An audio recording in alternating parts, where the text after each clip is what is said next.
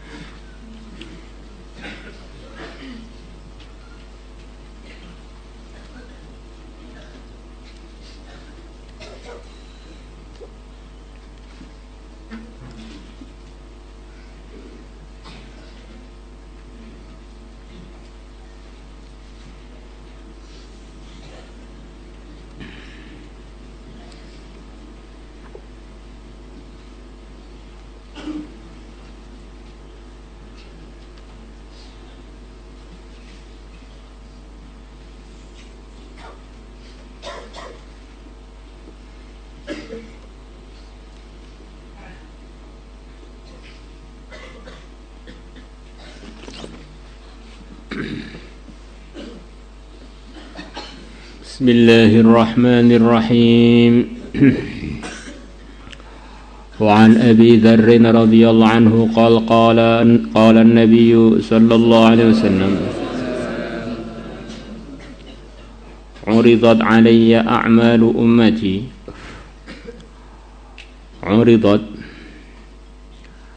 telah ditampakkan alayya atas aku a'malu ummati, amalan-amalan umatku, hasanuha bagusnya amalan, wasayuha dan buruknya a'mal.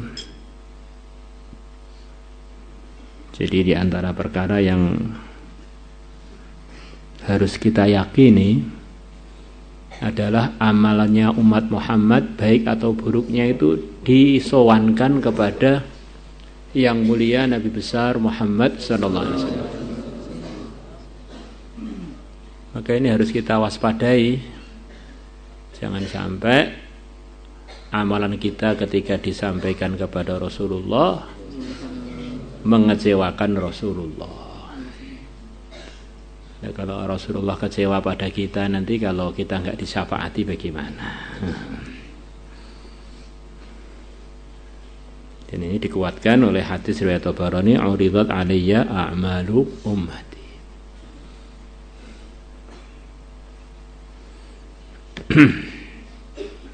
Zaman dulu sebagian orang yang lemah imannya menyangkal hadis ini, bagaimana Nabi sudah wafat kok amalannya umat ditampakkan kepada beliau. Umpama di kubur beliau hidup, kemudian umatnya kan di pojok-pojok dunia, bagaimana mungkin dilaporkan kepada beliau? Maka dengan berjalannya waktu Allah tampakkan kuasanya. Sekarang orang di pojok-pojok dunia bisa ngelaporkan macam-macam kejadian di sana, langsung tayangan langsung kepada kita lewat alat-alat komunikasi yang ada sekarang ini. Itu baru ilham-ilham yang diberikan Allah kepada manusia yang lemah ini. Bagaimana kalau yang menampakkan langsung Allah yang menciptakan semua ilham alat-alat telekomunikasi tadi. Yang uridat nih yang menghendaki langsung Allah ditampakkan kepada aku, yakni Allah sendiri yang menampakkan. Di waktu yang sama, di detik yang sama, antar benua bisa saling komunikasi.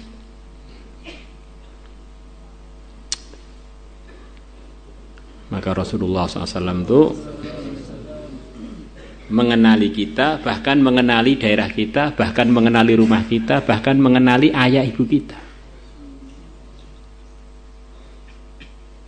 Tentu saja dengan kehendak Allah.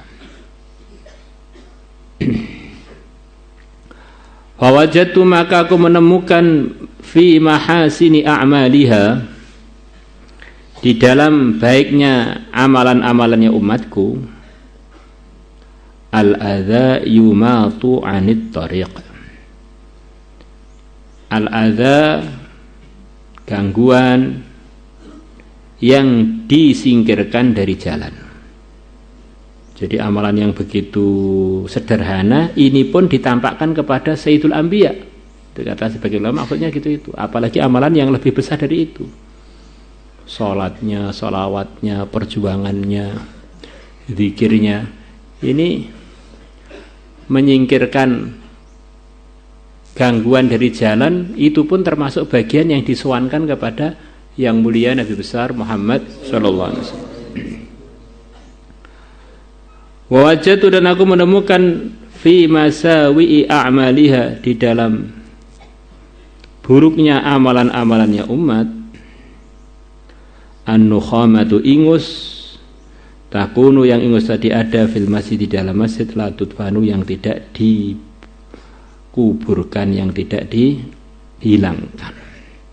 Sampai urusan ingus itu aja dilaporkan kepada Nabi. Umatnya ngelihat ingus di masjid, ngotori masjid, dia nggak peduli. Wah, ini termasuk keburukannya umat.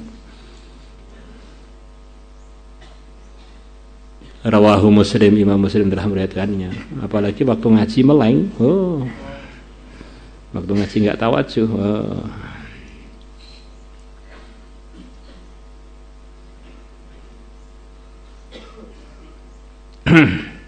Wa an Ibnu Abbas radhiyallahu anhuma qala Rasulullah sallallahu alaihi wasallam, ala kulli misamin minal insan,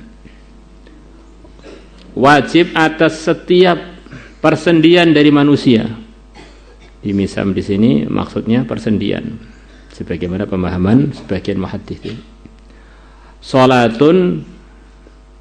Salat kulla yaumin, setiap hari.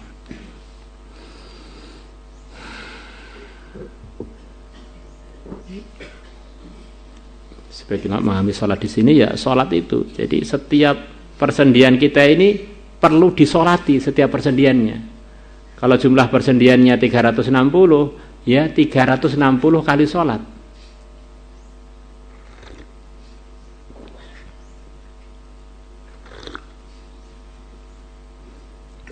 Kalau yang di atas sedekah, kalau ini sholat.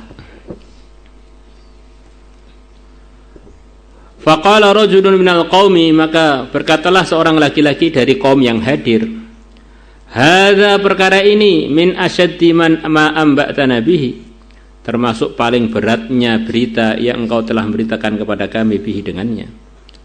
Ini ya Rasulullah, ini termasuk berita paling berat yang pernah engkau sampaikan pada kami. Di setiap persendian perlu disolati. Berarti minimal sholatnya tiap hari 360 kali. Kalau sholatnya selain witir 2 rakaat minimal, ya berarti 700 lebih rakaat. Masya Allah.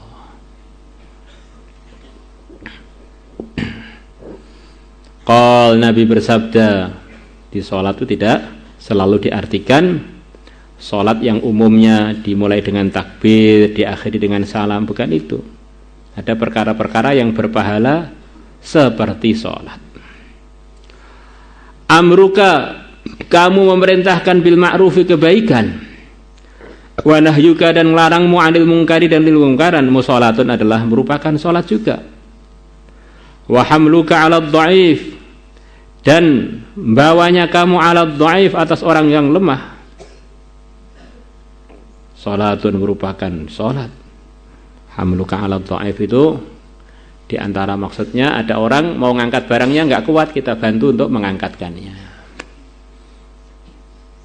ngangkatkan di kendaraannya atau ngangkatkan di badannya, dia angkat sendiri kerepotan, kita angkatkan. Hamluka ala dhaif. Wa inha'uka al-qadhara 'anit tariq, dan penyingkiran kamu al-qadhara, kotoran, 'anit tariqi, dari jalan, salatun, merupakan salat juga atau pahala salat juga. Wa kullu khutwatin takhtuha ila shalah, setiap langkah yang kau melangkahkannya ila sholati, menuju salat, salatun, merupakan pahala salat juga. Rawahu Ibnu Huzaimah telah meriwayatkannya.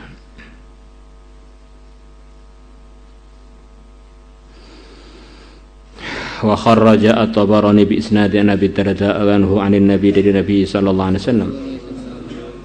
Qal Nabi bersabda, man akhraja min tariqil muslimina syai'an yu'dhihim kutibat lahu hasanatun wa man kutibat lahu 'indahu hasanatun adkhalahu bihal jannata. Allah.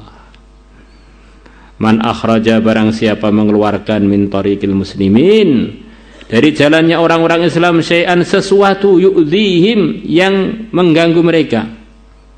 Namanya syai'an ini meliputi hal yang besar ataupun yang kecil. Syai'an bisa hanya kerikil atau daun pisang kah, atau yang gede apa ya, namanya batu yang segede kerbau kah, sesuatu yang mengganggu mereka. Kutibat lahu hasanatun, maka akan ditulis untuk orang tersebut satu kebaikan. Wa man kutibat lahu 'indahu hasanatun, dan barang siapa telah ditulis lahu untuk dia, 'indahu, di sisi Allah, hasanatun, satu kebaikan. Jadi kalau orang itu sudah punya simpanan kebaikan di sisi Allah, berarti Allah telah menerima dia, begitu, karena sudah ditulis kan, sudah menerima dia. Nah, untuk dibalas, untuk diberi anugerah lah, tempat pembalasan kebaikan itu adalah surga sempurnanya. Adkhalahu, maka Allah akan memasukkan dia biha, dengan sebab satu hasanah tadi, al jannata, surga. Jadi anugerah Allah itu begitu banyak banget, yang telah disebutkan sebagiannya hari ini dan hari-hari sebelumnya. Tetapi kita harus ingat, di samping kita ini berharap dengan anugerah-anugerah Allah tersebut, kita juga harus muhasabah, harus ada evaluasi. Amalan itu sudah saya kerjakan sesuai dengan ketakwaan atau belum? Selepas sesuai dengan ketakwaan, saya ini telah berbuat amalan-amalan keburukan yang menghapus kebaikan saya apa tidak? Ghibah menghapus, namimah menghapus, Masya Allah, hutang juga yang nggak niat dibayar menghapus. Kadang-kadang orang ini hanya yang dipandang rogbah saja, harapan. Ini bagian dari belum sempurna di dalam meyakini agama. Karena dalam agama itu ada iming-iming anugerah begini, anugerah begitu, sempurnanya masuk surga. Di samping itu dalam agama ada ancaman begini dan begitu, sempurnanya masuk neraka. Maka orang beriman itu harus mengumpulkan antara dua, khaufan wa tama. Kalau melihat ancaman-ancaman Allah dan kelemahan kita, kekurangan-kekurangan kita, jadi takut. Kalau melihat anugerah-anugerah Allah yang begitu luas, maka kita jadi berharap. Nah, khauf dan roja inilah namanya praktek iman yang benar. Maka ini tadi sudah mendatangkan roja kepada kita. Tapi jangan lupa rogbahnya, khaufnya jangan lupa. Ini adalah tuntutan iman kepada firman-firman Allah yang isinya berupa